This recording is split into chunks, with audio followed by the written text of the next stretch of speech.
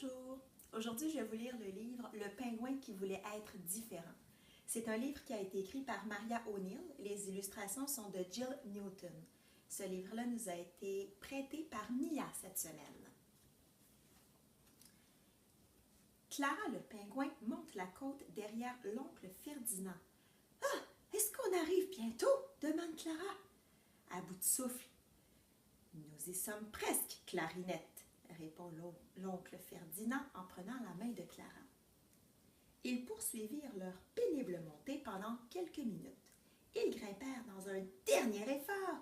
Les voilà enfin arrivés au sommet de la colline du glacier.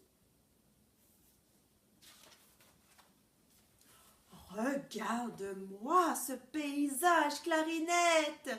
s'écrie l'oncle Ferdinand. « On voit des kilomètres à la ronde !»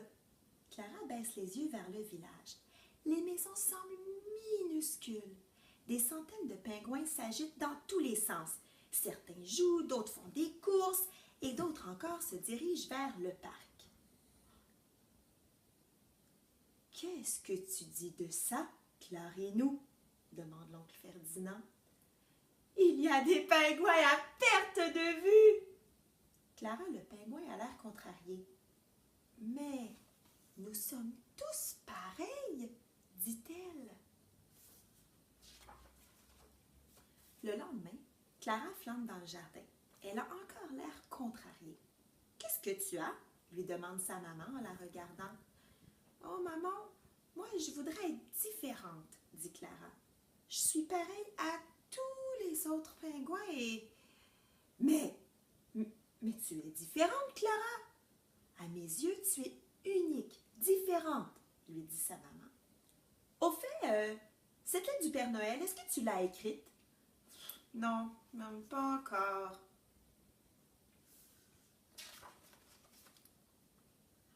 Pourquoi ne vas-tu pas voir ce que fabrique l'oncle Ferdinand? Propose sa maman. La tête basse, Clara s'éloigne en se dandinant. Poup, poup, poup. Pourquoi n'est-elle pas comme tous les autres petits pingouins?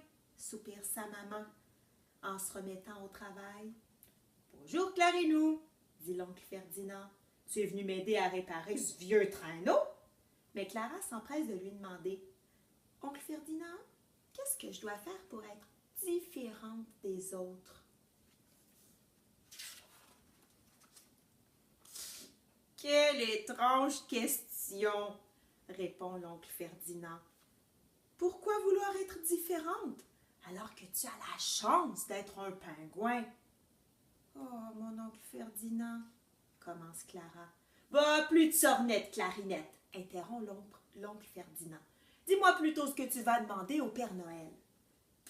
Je ne sais pas encore, marmonne Clara, faisant voler la neige d'un coup de patte. Je m'en vais jouer. À plus tard. Elle s'élance sur la glace et glisse. Comme elle aime ça. Lou et Charlie, les amis de Clara, s'amusent près de leur maison. Bonjour Clara, fait Lou d'un ton joyeux. Regarde notre liste de cadeaux, dit Charlie. Nous avons demandé un traîneau, 2 écharpes et un jeu de bataille de boules de neige pour l'ordinateur. Et puis, voici notre lettre au Père Noël! S'écrie Lou, surexcitée. Est-ce que tu as écrit la tienne? Non, répond Clara, songeuse. Mais bon, peut-être que je devrais, hein? Clara emprunte une feuille aux jumeaux et se met à écrire avec le plus grand soin. Voici ce que dit sa lettre. Cher Père Noël, je suis désolée de te déranger alors que tu dois être si occupé. Mais j'aimerais te demander un cadeau très spécial cette année. Je voudrais être différente des autres. Ce serait le plus beau des cadeaux. Je sais que tu peux faire ça, Père Noël. Je te remercie beaucoup. Ton amie Clara. PS, j'ai été gentille cette année. Tu demanderas à maman. Clara est contente d'elle. Elle poste sa lettre au Père Noël et puis elle s'en va jouer en sautillant. C'est la veille de Noël et la maman de Clara l'aborde dans son lit. « Bonne nuit, Clara. Faites beaux rêves. »« Bonne nuit, maman, » dit gaiement Clara. « J'ai très hâte à demain. » Sa maman sourit. Au milieu de la nuit, un vieux monsieur à la grosse barbe blanche et aux yeux pétillants appelle ses amis. « Allez, vous autres, c'est l'heure de travailler, dit-il. Dépêchez-vous! » Un petit lutin lui chuchote quelque chose à l'oreille. « Comment? » dit le Père Noël. « 2 lutins ont la grippe et un des rennes s'est tordu la cheville. Oh, mais c'est la soirée la plus chargée de l'année, soupire-t-il. Qu'allons-nous faire? » Soudain, une lettre très spéciale qu'il avait glissée plus tôt dans sa poche lui revient à l'esprit. C'était la lettre de qui, vous croyez? Plongée dans un sommeil rempli de jolis rêves, Clara sent tout à coup une main lui tapoter doucement l'épaule. « Nous avons besoin de toi, » fait une voix.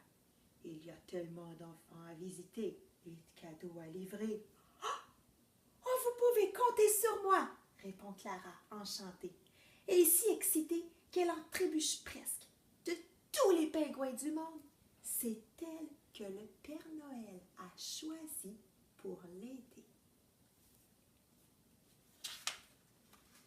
Toute la nuit, le Père Noël, Clara, les lutins et les reines survolent le monde entier pour livrer des cadeaux.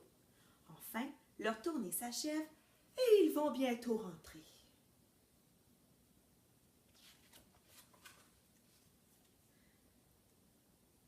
Voilà le dernier cadeau, Clara, dit le Père Noël. Épuisé. Merci beaucoup de ton aide. Clara dépose avec précaution le dernier cadeau sous l'arbre et reprend le chemin de la maison. Elle se glisse dans son lit sans faire de bruit. Et elle s'endort rapidement. Le traîneau s'éloigne en filant comme une flèche dans l'obscurité. En ce matin de Noël, l'oncle Ferdinand arrive tôt. « Joyeux Noël! Joyeux Noël! » dit-il d'une grosse voix. « Où est Clarinette? Vite, allons-y! » Clara, sa maman et l'oncle Ferdinand se dirigent vers l'arbre de Noël du village. Tous les petits pingouins poussent des cris de joie en ouvrant leurs cadeaux. « Regarde mon nouveau traîneau! Wow! Génial! » s'écrie Lou. « Et moi, j'ai des lunettes de neige! » s'exclame Charlie. Sous l'arbre, il ne reste plus qu'un minuscule cadeau. « Celui-ci est pour toi, Clarinette, » dit l'oncle Ferdinand. « C'est de la part du Père Noël. » Clara lit le mot attaché au cadeau. À Clara, un pingouin très spécial. À l'année prochaine, amitié Père Noël. Elle déballe lentement le petit cadeau. «